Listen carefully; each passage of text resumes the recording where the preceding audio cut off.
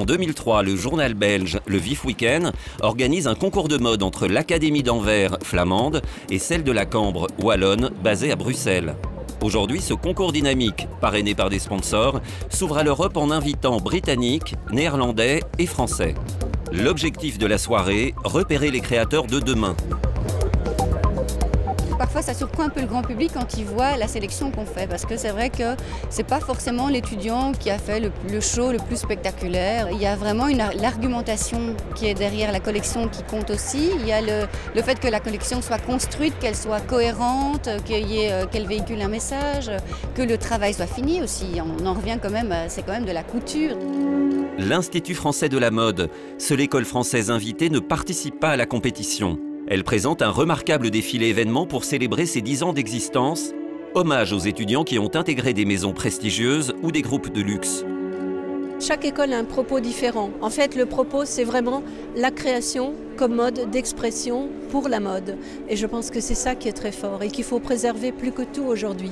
Alors après, la réalité, on l'apprend avec des baffes dans la figure, mais finalement, c'est la création comme mode d'expression autour d'une silhouette, d'un corps, à travers le vêtement, c'est ça qu'il faut sublimer.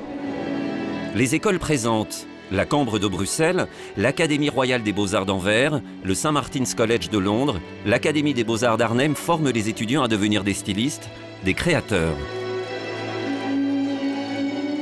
Je veux voir 2 mots sur un front, je rêve, je veux.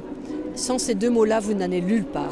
L'édition 2010 du concours est présidée par Nathalie Riquiel. Créatrice, chef d'entreprise, elle analyse le travail des écoles et des étudiants. Je pense qu'on devrait leur apprendre à être beaucoup plus dans le porté, dans le travail du corps féminin, dans une forme d'épurement, mais ça qui ne vient qu'avec le travail et qui ne peut pas être au début d'une vie professionnelle. Ça, c'est très rare que ça arrive, parce que quand on atteint une forme de simplicité, on a tout compris, je crois.